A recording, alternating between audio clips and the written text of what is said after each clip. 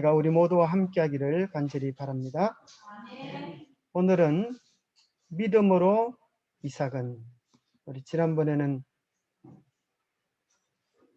아브라함을 살펴보았고 오늘은 이삭에 대하여 살펴볼 것입니다. 믿음으로 이삭은 장차 있을 일에 대하여 야곱과 에서에게 축복하였으며, 우리는 히브리서 11장 속에 훌륭한 믿음의 사람들의 걸음을 보면서 창세기에 나오는 아브라함, 이삭, 야곱, 요셉, 우리 믿음의 부조들의 이야기를 듣게 됩니다. 마치 그것은 창세기 전체를 인물 중심으로 우리에게 이야기해 주는 참으로 귀한 교훈이 있는 것 같습니다. 그 여러 사람들 가운데 여러분 누구의 인생이 가장 짧게 요약되어 있을까요? 아브라함, 정말 믿음의 여정을 옮긴 정말 믿음의 조상이라고 불릴 만한 훌륭한 믿음의 대장정을 걸어갔습니다.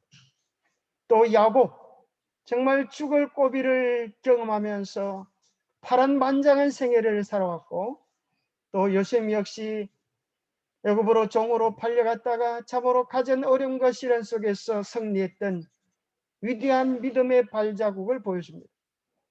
그와 반면에 믿음의 아버지, 위대한 믿음의 아버지의 평범한 아들, 그가 이삭이었던 것 같습니다. 어제 우리 저녁에 장로님께서 이 재림신앙의 4대 이 걸음에 대한 이야기를 해주시면서 우리가 감동을 많이 받았습니다.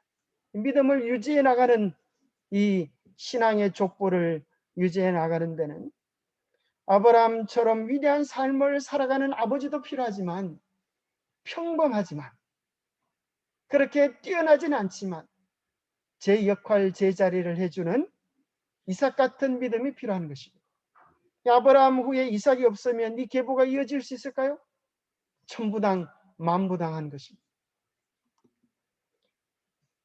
오늘 우리는 이삭에 대한 이야기를 들어보면서 이삭이 믿음으로 야곱과 에서를 축복했다고 하는 것에 대해서 어떤 분은 항의를 할지 모르겠어요. 뭐라고요, 목사님? 믿음으로 이삭이 야곱을 축복했다고요? 믿음으로 이삭이 에서를 축복했다고요? 아마 그렇게 반항하실 분들이 계실지 모르겠어요. 왜 그런가 하면 내가 구약 성경을 잘 아는데, 이삭에 대한 이야기를 잘 아는데, 이삭이 야곱을 축복했던 것은 믿음으로 축복한 게 아니라 뭐로 축복했어요? 실수로 축복한 거 아닙니까? 원래 자기가 축복하려고 했던 사람은 누구였어요? 에서였는데 어떻게 실수로 축복한 걸 그거 믿음으로 축복했다고 그렇게 좋은 소리로 은근슬쩍 넘어가려고 그러십니까? 그렇게 이야기하는 분들이 있을지 모르겠습니다. 창세기 27장 본문으로 돌아와 보면 정말 그럴듯합니다. 그죠? 이삭이 나이가 많아 눈이 어두워 잘 보이지 못하더니, 상태가 좋아요, 안 좋아요? 상태가 별로 좋지 않은 것입니다. 이제 무슨 생각이 드는가 하면 2절에 보면 내가 이제 늙어 어느 날 죽을는지 알지 못하니, 자기 생각에 이제는 앞도 침침할 잘 보이지도 않고 내가 이러다가 늙어서 언제 죽을지 알지 못하니까 내가 죽기 전에 너가 엄마 몰래 내가 너를 축복해 주려고 하니까 네가 잽싸게 가서 이 아버지가 좋아하는 별미를 만들어 가져오너라. 그러면 내가 죽기 전에 너를 마음껏 축복하겠다. 누구하고 작전을 짰어요? 자기가 좋아하는 아들 에서를 붙잡고 둘이 작전을 짠 것입니다. 작전을 잘 짠 것 같아요? 못 짠 것 같아요? 엄마 몰래 너 엄마는 누구 편이니까? 야곱 편이니까 나는 네 편이야. 그래 너는 잽싸게 내가 너에게 복을 주고 싶으니까 가서 사냥을 해가지고 와서 별매를 만들어 와라. 어떻게 보면 믿음의 사람 같지 않습니다. 그가 하나님의 뜻을 알았을까요? 하나님의 뜻은 무엇이었습니까?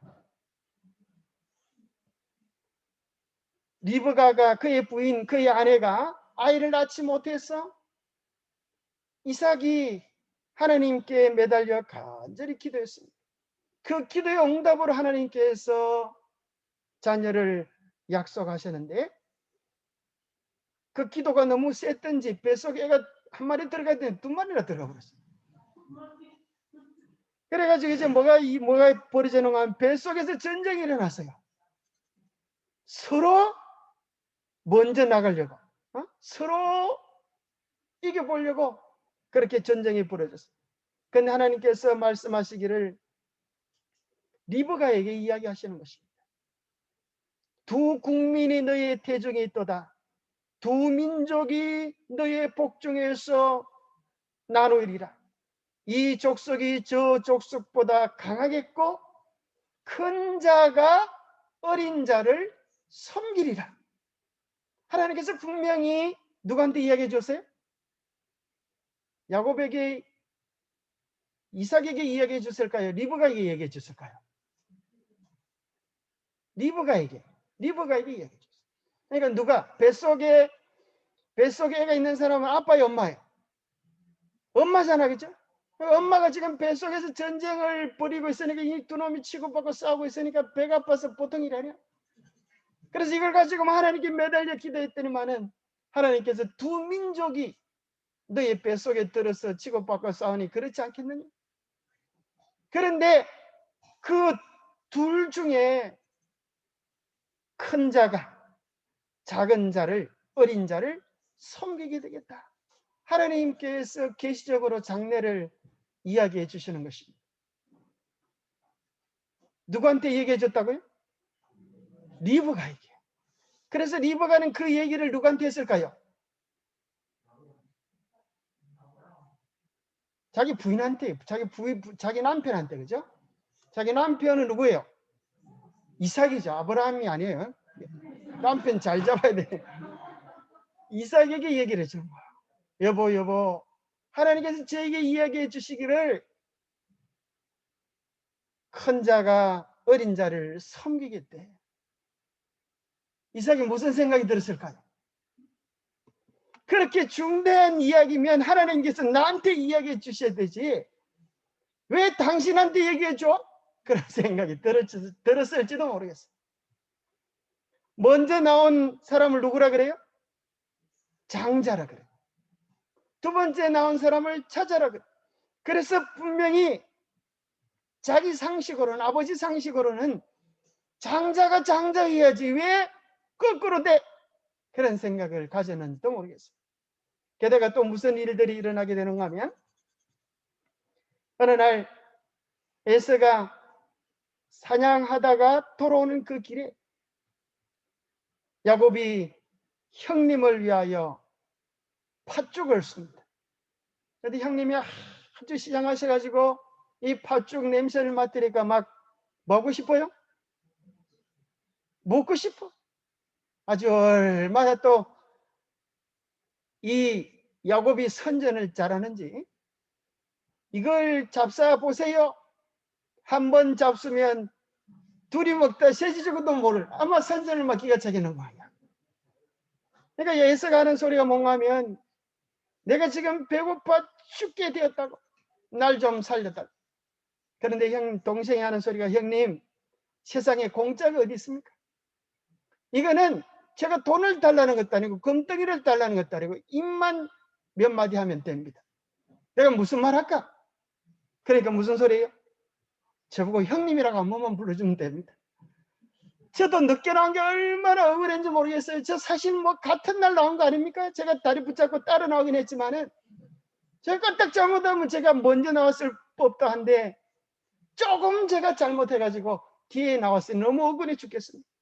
그러니 저보고 형님이라고 한 번만 부르시면 이 팥죽 한 그릇이 문제겠습니까?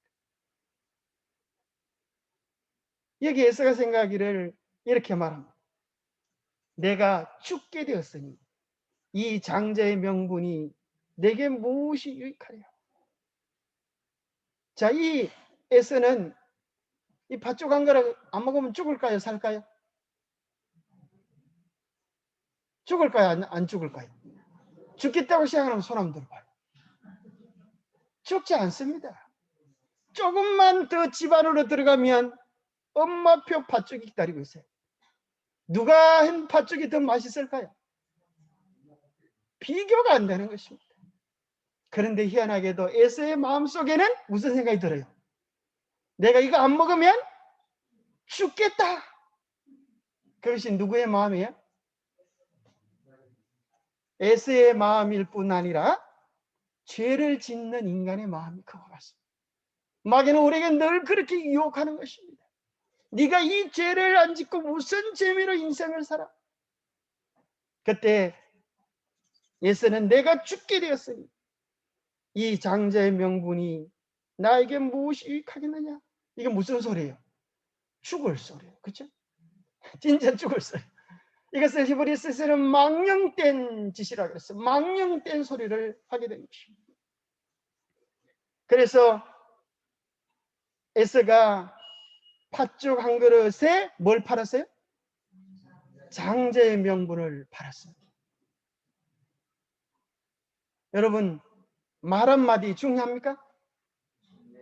우리의 말 중요합니다. 우리의 말이 말만 하면 되지 생각이 될지 몰라도 심지어 베드로도 말 한마디에 예수님 팔아먹었습니까? 가룟 유다가 팔아먹었어요. 가룟 유다가 말 한마디에 팔아먹고 베드로도 말 한마디에 예수님을 부인하고 가만히 내버려 두었더라면 어떻게 됐어요? 그 일로 베드로도 절망의 나락으로 떨어질 뻔했습니다. 우리의 말 정말 중요한 것입니다. 어렵고 힘들 때에 우리는 말 한마디로 장자의 명분을, 천국 백성의 명분을 팔아버리지 않게 되기를 바랍니다. 이런 이야기를 다 들어보니까 이런 이야기를 이삭이 알았을까요? 몰랐을까요? 다 알고 있는 것입니다. 그럼에도 불구하고 이삭은 어떤 분은 이렇게 표현합니다. 보니까 고령의 이삭과 노인성 치매의 정세들. 그래서 이제 이삭이 제가 어떻게 되는가 하면 이제 치매, 노인성 치매와 비슷한 증상들이 보인다는 거예요. 노인성 치매에 걸리면 무슨 현상이 일어나는지 아십니까? 첫 번째는 어느 것 하나에 집착을 하게 돼요. 집착. 그게 뭔가 하면 이 사람이 지금 뭐에 집착해요? 형님이 에서가 준비해주는 그 별미, 그 생각에 집착하는 거예요. 별거 아닌 것 같은데 거기다 집착하는 거예요. 여러분 생각에 나이가 들면서 내가 이것만은 안 돼 하면서 하는 집착이 혹시 있습니까? 별거 아닌 것 가지고 그런다니까요. 별거 아닌 것 가지고. 심지어 어떤 분은 참 죄송한 이야기인지 몰라도 아들에게 뭐 주고 싶은 생각이 좋은 생각이 나쁜 생각이 아주 좋은 생각이. 그런데 거기다 집착해 보면 집착해 놓으면 어떤 현상도 생기는가 하면 자기가 변을 봐가지고 그걸 싸가지고 옷자가 내려놨다가 아들이 오면 아들아 이거 너 위에 준비해놨어. 그러면 내놓는다는 거라. 참 기가 차지 않겠어. 이 집착 정세가 커지면 그런 겁니다. 이 노인성 치매를 앓으면 또 뭐가 일어나냐면 사리 판단 분별력이 떨어지게. 우리가 보기에는 어떻게 형님 동생 그걸 구분하지 못하겠나 싶어도 이때 살짝 이삭이 맛이 가버렸어요. 정신이 오락가락하는 것이. 게다가 연세가 많으시면 이 치매가 있으시면 무슨 마음은 또 크게 부각이 되는가 하면 섭섭한 마음. 여러분 생각 속에 특별히 코로나도 이겨내려고 하면서 이런 마음속에 내 마음속에 섭섭하고 억울한 생각이 자꾸 들면 뭐 해야 되겠어요? 주님 앞에 나와서 기도를 많이 하고 우리 마음속에 뭘 담아야 되겠어요? 우리의 마음은 보배함과 같아서 보배이신 예수님을 담으면 무슨 마음이 가득 찰까요? 기쁨과 감사와 희망과 용기와 절망, 희망과 소망, 이런 것들이 가득 차게 되는데, 예수님이 안 계시고 노인성 치매 질환의 초기 증세가 뭔가하면 자꾸 좋은 것들은 집어넣으면 없어지고, 서운한 것들은 그것이 씨를 까고 자리를 털기 시작하면서 온갖 잡다한 친구들을 불러들이는 것입니다. 인생이 서글퍼지고 내가 왜 사는지 모르겠다고 생각이 들고, 자식들이 그렇게 많아도 다 소용이 없어, 그렇게 생각이 들면서 한없는 인생의 초람들, 실제 그렇지는 않은데 그의 생각들 속에서 그런 것이 든다는 것입니다. 그러면서 31절에 보면 이제 누구죠? 야곱이 이제 쪼물딱 이제 요리를 해와가지고 보니까 아버지가 뭐 하고 있어요? 누워 있어. 금방 가지고 오느라 그래놓고 그 시간을 참지 못해가지고 뭐 시간만 나면 자꾸 들어 누워 있어. 아주 안 좋은 정신이십니다. 이 코로나 때에 자꾸 들어 눕는 게 좋지 않아요. 용기를 내서, 여러분 오늘 보니까 벚꽃이 얼마나 예쁘게 폈는지 모르겠어요. 이 아름다운 꽃동산을 여러분 용기를 내서 쫓아다니시기 바랍니다. 이렇게 좋은 꽃을 안 보고 자꾸 들어누워 있으면 몸이 자꾸 더 약해지고 용기를 잃어버려요. 하나님 만드신 꽃을 보고 새들의 소리를 듣고 쫄쫄쫄 물소리를 들으면 어떤 현상이 벌어질까요? 우리의 몸의 세포들이 살아나고 용기와 희망, 기쁨, 즐거움들을 가지게 되는 것입니다. 가만히 보니까 이 이삭이 그 노인성 치마 그 흡사한 정신을 앓고 있는 거예요. 가만히 보니까 그가 특별히 뭐 하는 것을 좋아하는가 하면 채식을 뉴스타트를 해야 되는데 뉴스타트보다는 어디에 관심 많아요? 고기에 탐미기에 있는 거예요. 특별히 여러분 얼마나 맛있겠어요, 그죠? 산에 쫓아가서 이렇게 곧 잡아온 그 산짐승, 그가 탐식을 이기지 못하는 것입니다.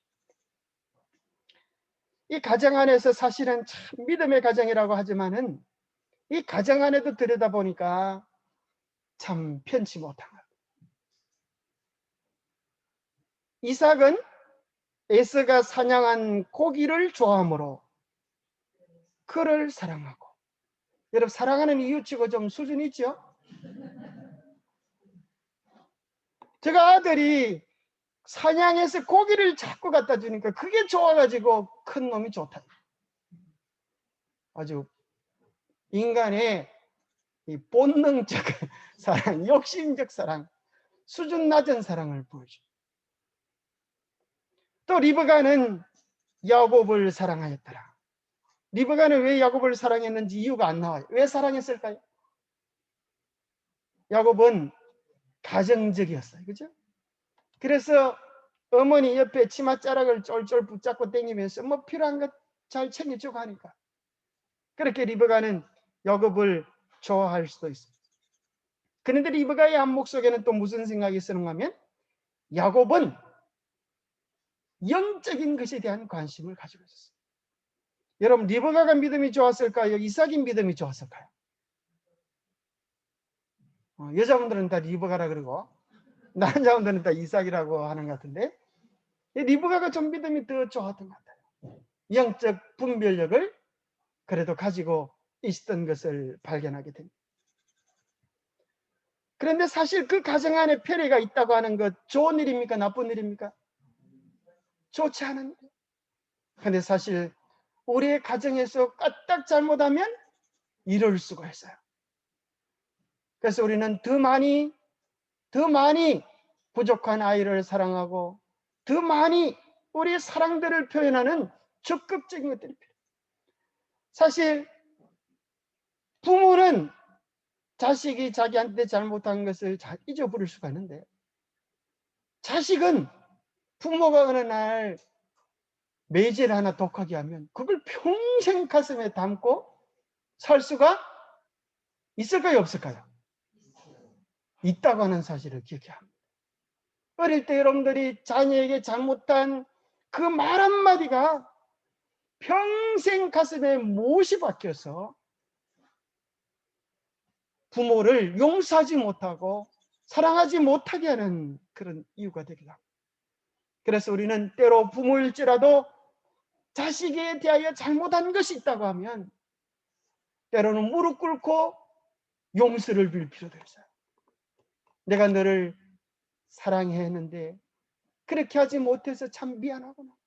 사람은 참 얼마나 연약한지 과거의 자기 인생의 경험을 뛰어넘기가 참 힘이 드는 것 같아요. 그래서 아마 어쩌면 이삭은 어릴 때부터 사랑을 많이 받긴 했지만 기가 좀 죽었어. 어릴 때부터 누구한테 많이 두드려 맞았어요? 그게 형님한테. 딴 사람 다니고 형님이 누구의 이름이? 같은 이시긴 한데 이름이 되게 길어. 이스마일. 이스마일이 끄떡하면 불러다가 이제 화장실 뒤로 데려가서 집 앞고 하니까 이삭이 기가 많이 죽었던 것 같아요. 아주 성격이 좀 왜 그런가 하면 이스마일은 후처가 낳은 아들이래. 그래서 후처가 낳은 이 아들이 네가 나와가지고 내가 장자권을 나한테 뺏기게 생겼다. 그러니 그냥 미워하는 것이 아니라 감정적인 미워함을 어릴 때부터 가지고 살아서 그런지 이삭이 참으로 그런 성격적 연약함들을 가지고 있습니다. 그래서 성경 속에서 이삭의 믿음을 발견하려고 한다면 아마 어쩌면 이것이 아닐까 생각이 들어요. 이삭이 나이가 몇 살쯤 되었을까요? 아브라함이 모리아 제단의 요청을 받았던 때는 120세였어요. 100살의 부름을 받은 아브라함에게 이 아들은 건장한 청년이에요. 산을 올라가서 아브라함이 이삭에게 이야기하는 것입니다. 하나님께서 너를 하나님의 제단에 드리라고 하십니다. 여러분 만약에 여러분이 건장한 청년이고 아버지가 산에 데리고 가가지고 하나님께서 너를 바치라고 하신다. 그렇게 하면 여러분 순순히 항복하실 분 손 한번 들어봐요. 아마 많지 않을 것 같아요. 얼마나 놀라겠어요. 그리고 그는 번제가 무슨 뜻인지 알고 있었어요. 만약 이삭이 원하지 않았다고 하면 그는 장성한 젊은이, 힘이 좋은 젊은이. 그의 아버지는 120세나 된 어린이시죠. 그 아들을 만류할 수도 없었을 것입니다. 그가 택하기만 하면 아버지의 계획에 순종하기를 거절할 수도 충분히 있었습니다. 그러나 그는 아버지를 이상하다고 비난하지도 않았고 그의 목적을 바꾸려고 조차하지 않았습니다. 그는 순종하면서 아버지를 도왔어요. 자기를 얽어매었습니다. 정말 자기 자신을 하나님의 뜻에 온전히 맡기는 훌륭한 믿음이 이삭의 믿음이었어요. 그런데 그 위대한 이삭의 믿음은 시간이 점점 지나면서 그 위대했던 믿음은 빛을 발해가는 것 같아요. 정말 자기 자신을 온전히 바쳤던 그 이삭의 믿음은 점점 연약해져 가는데 아버지 아브라함이 사라를 보고 뭐라 그랬어요? 나를 오빠라고 불러봐요. 이렇게 이야기했던 것처럼 아들이 꼭 누굴 닮아요? 아버지의 좋은 면을 좀 닮으면 좋은데 꼭 못난 것은 유전이 더 빨리 되는 거예요.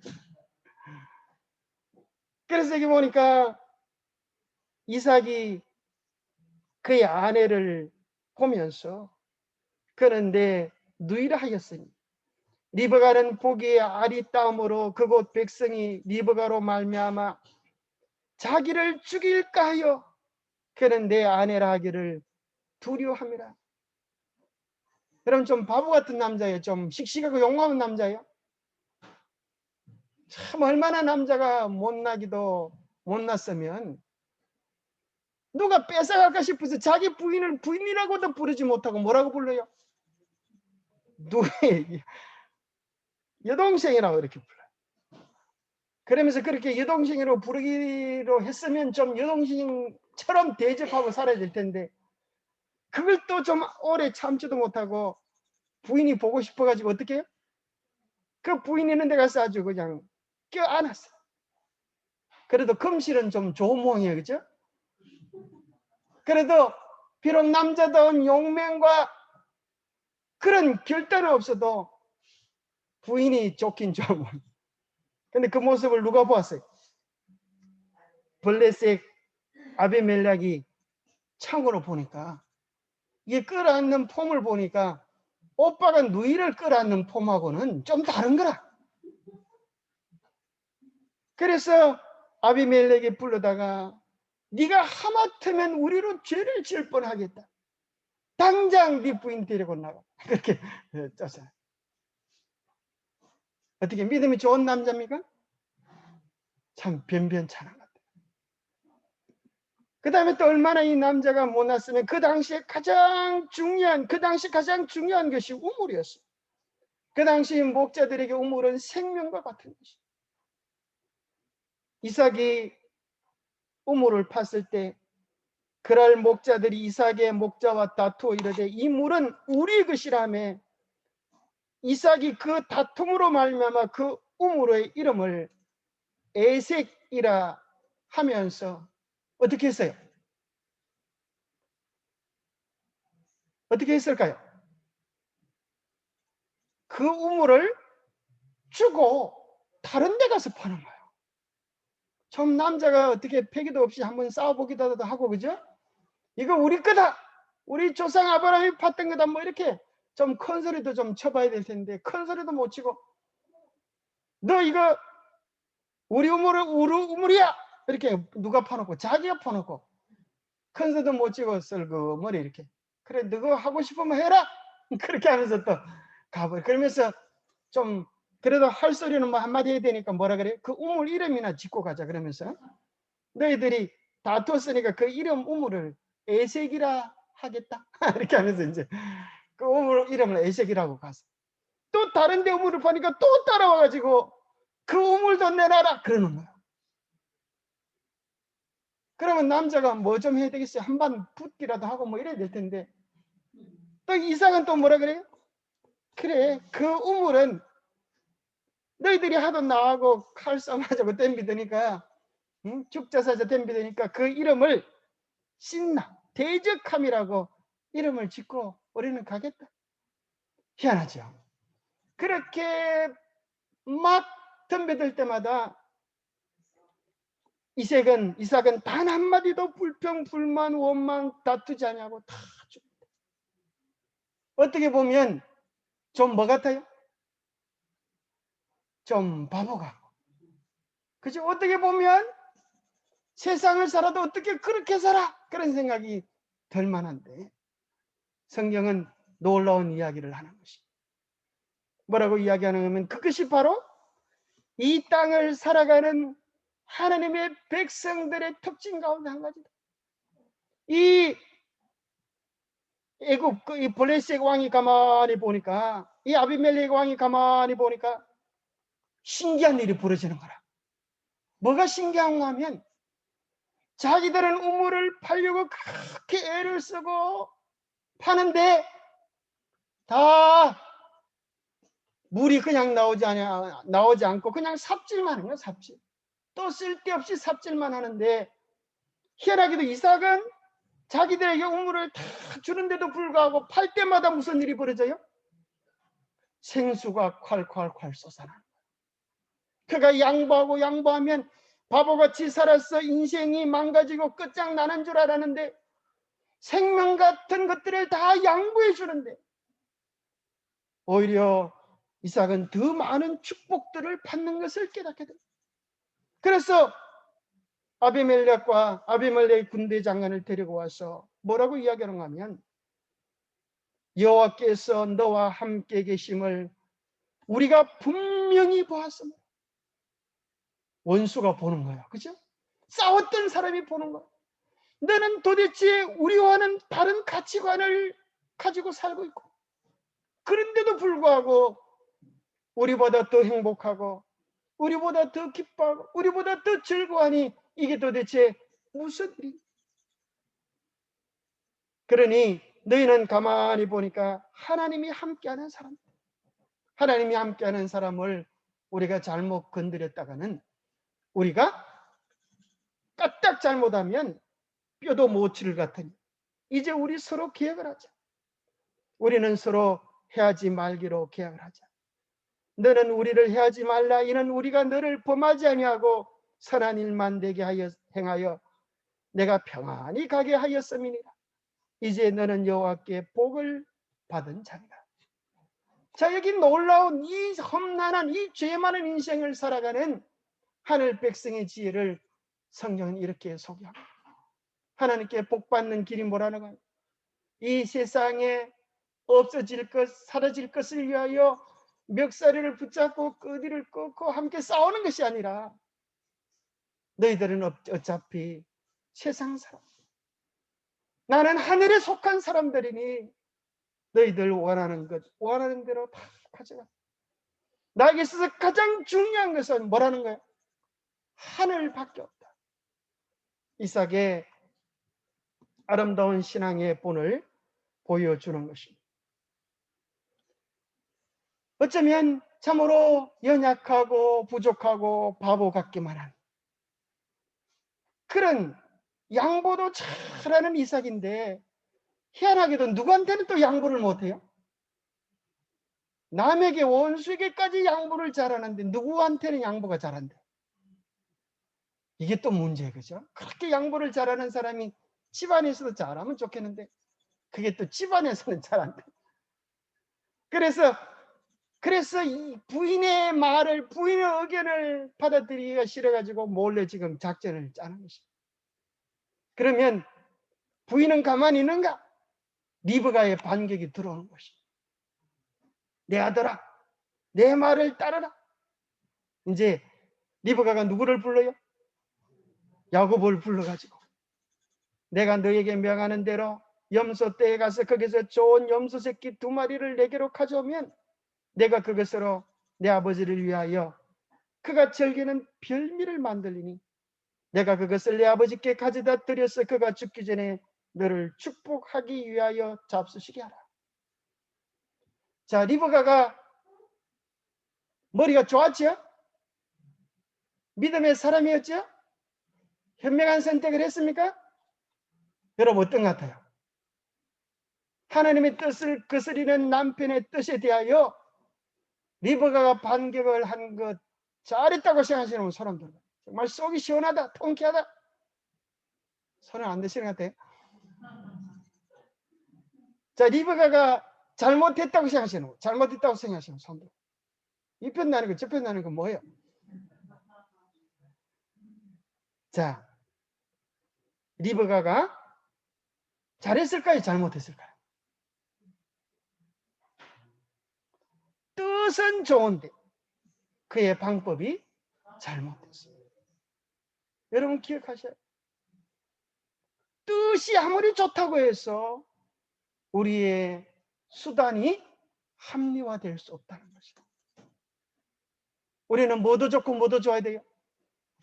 뜻도 좋고 방법도 좋은 것, 그것이 그리스도인의 삶의 원칙입니다. 아무리 목적이 바르다고 해서 거짓과 속임을 통하여 그것을 얻을 수는 없는, 가만히 있어도 하나님의 약속을 의지하고 신뢰했다라고 하면 하나님의 뜻은 무너질까요? 무너지지 않을까요? 무너지지 않아요. 하나님은 반드시 그 영광을 거짓에게, 우상에게 돌리지 않습니다. 그러나 그때나 지금이나 하나님을 도와드리려고 너무 많이 도와드리려고 하시는 분들이 참 많아요. 하나님을 너무 많이 도와드리려고. 그래서 리브가도 생각하기를 이것은 하나님도 어쩌지 못하시는 모양이다.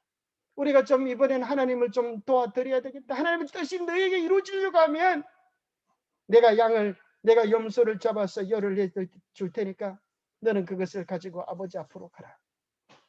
그렇게 잔꾀를 쓴 것 때문에 리브가는 사랑하는 아들을 죽을 때까지 보지 못하는 아픔을 경험하게 됩니다. 얼마나 외롭고 얼마나 답답한 인생을 경험하게 되었습니다.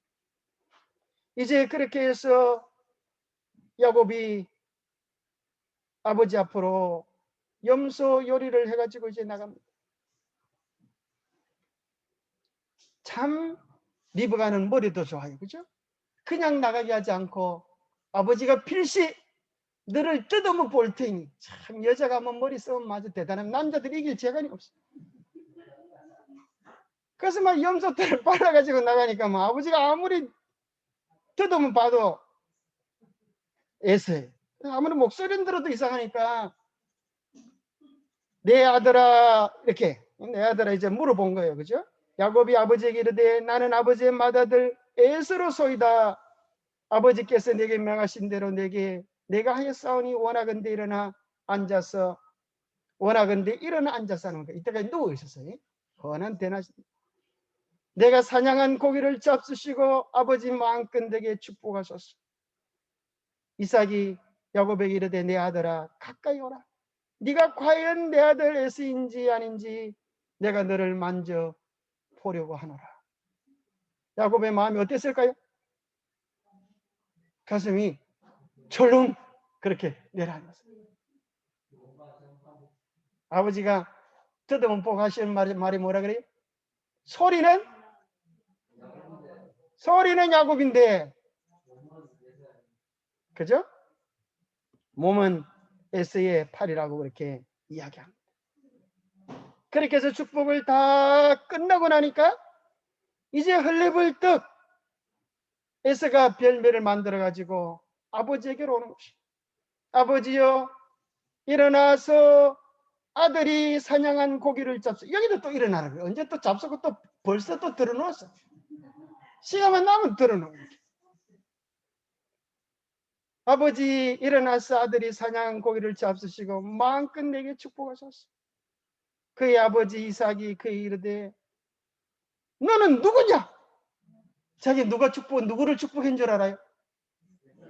아직까지도 뭐라 예서를 축복한 줄 알아요. 그가 대답하되 나는 아버지의 아들 곧 아버지의 맏아들 에서입니다. 제가 누군지도 모르겠습니다. 그 소리를 듣자마자 무슨 일이 벌어졌어요? 여기 보니까 이삭이 심히 크게 떨며 이르되 몸이 떨렸어요. 왜 떨렸어요? 왜 떨렸을까요?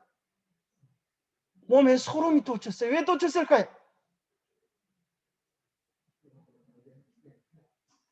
자기 부인이 자기를 속였다고 하는 것을 깨닫고 자기 아들 야곱이 자기를 속였다고 하는 걸 깨닫고 분이 나서 떨었을까요? 그게 아니었어요. 어떤 사람은 그렇게 생각하는 거예요. 분이 나서 떨었다. 만약에 분이 나서 떨었다고 하면 부인을 향하여 원망하고 야곱을 향하여 호통을 쳤을 겁니다.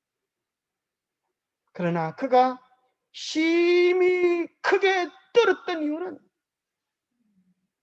내가 하나님의 뜻을 거스르려고 했는데 하나님의 뜻이 무엇인지 알면서도 내 고집으로 살짝 몰래 밀어붙이려고 했는데 하나님의 뜻은 결코 바뀌어질 수 없구나. 하나님의 놀라운 섭리하심을 깨달으면서 소스라치게 떨게 되는 것이 하나님의 일을 바꿀 수가 없구나. 그러면서 한참 아마 이 말씀 속에 그러면 사냥한 고기를 내게 가져온 자가 누구냐? 네가 오기 전에 내가 다 먹고 그를 위하여 축복하였은즉 그가 하는 말 앞에는 아마 잠시 긴 침묵이 흘렀을 것입니다. 그의 마음에 결단하고 받아들이게 되는 것입니다. 그가 반드시 복을 받을 것입니다. 이제 드디어 하나님의 뜻을 깨닫고 자기의 의지를 전적으로 굴복시키게 됩니다. 이것을 하나님께서는 이삭을 향한 믿음이라고, 이삭의 믿음이라고 인정해 주시는 것입니다. 처음부터 온전한 축복을 하지 못했지만은 그가 뒤늦게라도 하나님의 뜻을 깨닫고 굴복했을 때 하나님은 그것을 믿음으로 받아주시는 것입니다. 아더 핑크라고 하는 신학자는 이야기하기를 이때가 이상의 육신적 자아가 깨어지고 하나님의 뜻을 깨닫는 충격적인 각성의 순간이었다라고 지적해 줍니다. 이삭이 인간적인 뜻을 세워서 그렇게 관철하기 원했음에도 불구하고 그의 뜻은 산산조각이 나고 하나님의 뜻은 하나님의 계획대로 이루어지는 것입니다. 이삭은 그 엄숙한 순간에 인간의 뜻이 얼마나 무모한지, 그의 창계가 얼마나 무의미했는지를 깨닫게 됩니다. 그래서 창세기 28장 1절에 보면 이제 그 일로 인하여 형은 진노하고 저 동생을 내가 죽여서 분을 풀리라. 그렇게 할 때에 이삭은 야곱을 몰래 불러서 진정으로 그를 축복하고 외갓집으로 보내게 됩니다. 만약 그가 아버지 하나님의 뜻을 받아들이지 않았다고 하면 그는 끝까지 고집을 부렸을 것이지만 그는 하나님의 뜻을 깨닫고 야곱을 불러서 그에게 축복하고 당부하는 내용이 28장에 나오는데 이 속에는 아브라함의 언약을 그대로 다시 나누어 주는 하나님의 약속을 의지하는 이삭의 믿음이 나타나 있습니다. 여기서 우리는 뭘 발견하게 되는 건 믿음이란 다시 한번 하나님의 약속은 반드시 이루어지고 만다고 하는 것을 믿는 것입니다. 여러분 믿으십니까? 하나님의 약속은 인간의 꾀로 막을 수 없고 이 나라의 군왕들의 실력으로도 막을 수 없습니다. 봄이 오는 것을 막을 수 없음처럼 하나님의 위대한 계획도 막을 수 없습니다. 아브라함의 약속을 세 가지로 표현하면 첫 번째 땅에 관한 그 약속이었습니다. 하나님은 창세기 16장 3절에 이 땅에 그리하면 내가 너와 함께 있어 내게 복을 주고 내가 이 모든 땅을 너와 내 자손에게 주리라. 그렇게 약속하셨는데 이 약속을 그대로 야곱에게 전해줍니다. 그래서 28장 4절에 보면 아브라함에게 허락하신 복을 너에게 주시되 너와 함께 내 자손에게도 주사 하나님이 아브라함에게 주신 땅, 곧 내가 그리하는 땅을 내가 차지하게 하시기를 원하노라. 그 약속을 그대로 야곱에게 물려줍니다. 우리나라도 요즘 뉴스 보니까 땅 때문에 죽는 사람들이 많습니다. LA 전 본부장 분당서 극단 선택, 국민 여러분 죄송합니다. 그러면서 목숨을 끊었습니다. 여러분, 우리에게서 이 땅의 의미는 무엇입니까? 이 땅에 썩어질 땅을 탐하지 말고 하늘의 영원한 땅을 사모할 수 있게 되기를 바랍니다. 마태복음 5장 5절에 보면 온유한 자가 복이 있나니 그들이 땅을 기업으로 받을 것입니다. 여러분, 이삭처럼 온유한 자가 되시기 바랍니다. 그래야 하늘의 땅을, 불멸의 땅을 여러분의 상급으로 받을 수 있게 되기를 바랍니다. 두 번째, 아브라함의 약속 가운데 하나는 자손의 복입니다. 내 하늘을 하늘의 별과 같이 번성하게 하며 이 모든 땅을 내 자손에게 주리니 내 자손으로 말미암아 천하 만민이 복을 받으리라. 얼마나 놀라운 축복입니까? 그의 자손들이 형통케 되어지는 이것을 다시 야곱에게 그대로 전해줍니다. 전능하신 하나님이 너에게 복을 주시어 네가 생육하고 번성하게 하여 네가 여러 족속을 이루게 하시기를 원한다고 했습니다. 자, 이 약속은 믿음으로 오늘 우리들에게 어떻게 받을 수가 있겠습니까? 이것은 오늘 우리가 있던 교과 가운데 나와 있는 귀한 약속으로 성취된다고 생각합니다. 이사야 66장 22절에 보니까 참 정말 놀랍지 않습니까? 자, 이 세상에 분명한 것이 많지 않은데 가장 분명한 것은 새하늘과 새 땅이 도래할 것이라는 것입니다. 우리 주님이 다시 오실 것이라는 것입니다. 여러분 분명합니까? 이 세상의 모든 징조들이 그 분명한 이야기를 해주는 것입니다. 그런데 이사야 66장 22절에 보니까 그것이 분명한 것처럼 너희 후손과 너희 이름도 분명히 존속할 것이다. 여러분이 얼마나 감사하고 고마운 하나님의 축복입니까? 새하늘과 새 땅이 분명히 존재할 것처럼 너희 후손과 너희 이름도 분명히 내 앞에 그 나라에 존속할 것이다. 이 귀한 축복을 믿음으로 붙잡게 되기를 바랍니다. 마지막 세 번째, 하나님은 이삭이 야곱을 통하여 또 아브라함을 통하여 메시아의 오심에 대한, 너희의 후손의 메시아가 오심에 대한 약속을 드렸습니다. 내가 이같이 하여 내 아들 내 독자도 아끼지 아니하였은즉 내 씨로 말미암아 천하 만민이 복을 받을 것이다. 창세기 26장 4절 내 자손으로 말미암아 천하 만민이 복을 받으리라. 마태복음 1장 2절에 보면 그 위대한 족보 가운데, 생명의 계보 가운데 아브라함이 이삭을 낳고 이삭은 야곱을 낳고 야곱은 유다와 그의 형제들을 낳고 그 중요한 황금고리 가운데 연약하고 부족한 믿음 이삭의 이름도 분명히 기록되어 있는 것입니다. 오늘 우리들에게 메시아의 이름은 우리들에게 어떤 의미가 있습니까?